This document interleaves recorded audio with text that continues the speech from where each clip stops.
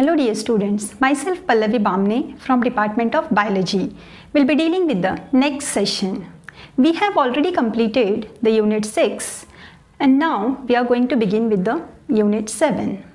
From Unit 7, the first part, that is genetics, will be completed in the physical classes. Next, the evolution. Evolution from the same Unit 7 is being deleted from the syllabus. So next, let us study about the Unit 8. Unit 8 includes two subtopics, that is human health and diseases and microbes in human welfare. From this, I will be dealing with the second part, that is microbes in human welfare. When we say that microbes in human welfare, this chapter includes 6 subtopics. First, microbes in household products, microbes in industrial products, microbes in sewage treatment, microbes in biogas production, microbes as biocontrollers and microbes as biofertilizers. So this is regarding the synopsis of this unit. From this, I will be starting with the first part of the chapter, that is microbes in household products. Let us begin with the first, what microbes are. As we know, the microbes are the smallest organisms which are present everywhere. They are present in the soil, they are present in water, they are also present in air, they are present inside our bodies, and they are also found in or on other organisms and plants. Next, we can see these microorganisms are present where other life of organisms could not possibly exist. Like we can say they are found in the deep soil, under the layers of the snow, and in highly acidic environments. So this is all about the occurrence of microbes, like how they are formed. Next, let us see microbes. They are also formed in diverse form. Like we can say they act as protozoans, they act as bacteria, fungi, microscopic plants like viruses, viroids and prions. These microbes like bacteria, fungi can be grown on nutritive media to form colonies that can be seen with the naked eyes. Such cultures are useful in the studies of microorganisms. So this is all about a general study of microbes. Let us first begin with the first part of the unit, microbes in household products. So we can take a very common example, curd. We all know what curd is. In this, the bacterium used is lactic acid bacteria. In short, we call LAB. This lactic acid bacteria can convert milk into curd. A small amount of curd is added to the fresh milk as inoculum, which contains millions of lactic acid bacteria. This lactic acid bacteria produces acid which coagulates and partially digests milk proteins. So whatever milk was there, it is been digested by those bacteria and converted into curd. This improves the quality by increasing vitamin B12. Next, in stomach, lactic acid bacteria helps to check the pathogens. We have seen yogurt, which is a flavored curd.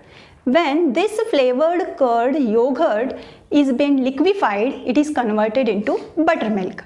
So this is about what we can say lactic acid bacteria. The first example, curd. Let me take the second example, that is cheese. So we all know cheese because everyone is fond of cheese. Cheese, here the microbe used is Propionibacterium sherminae.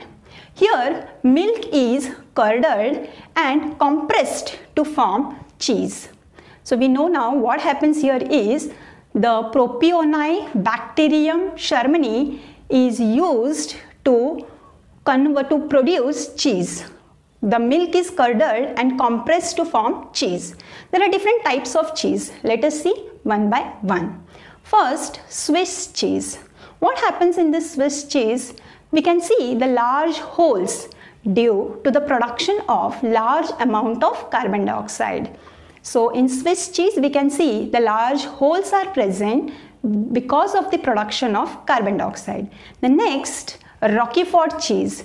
In this we can see these are ripened by growing a specific fungi on them which gives them a particular flavor. So whatever flavored cheese are there, we call them as Roquefort cheese. Next, one more example I want to give here is toddy. Now what this toddy is, it is a traditional drink of some parts of southern India made by fermenting sap from palms. So this is about cheese and what we can say as different types of cheese. Next, let us see bacteria play a role in fermentation. What happens here? We have seen, we all love idli and dosas, right?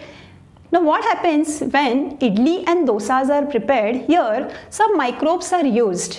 We say a common example we can take which is found in idli and dosa is Leuconostoc and Pediococcus. Here the fermentation takes place in this process.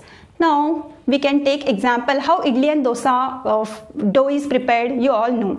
We keep it in the night for the fermentation. Here what happens is till morning or some after 4 to 5 hours fermentation takes place, and we can see the appearance is what we can say due to fermentation it is increases. Okay. Next, take for example puffed appearance of the dough. How this puffed appearance of dough we can see here? What happens when we take maida mixed with water and add little yeast? What yeast is doing the function here? It is helping in production of carbon dioxide. So when we take this all mixture and keep it for 1 to 2 hours, we can see the increase in the dough due to the production of carbon dioxide gas. So this is all about fermentation which takes place in anaerobic respiration.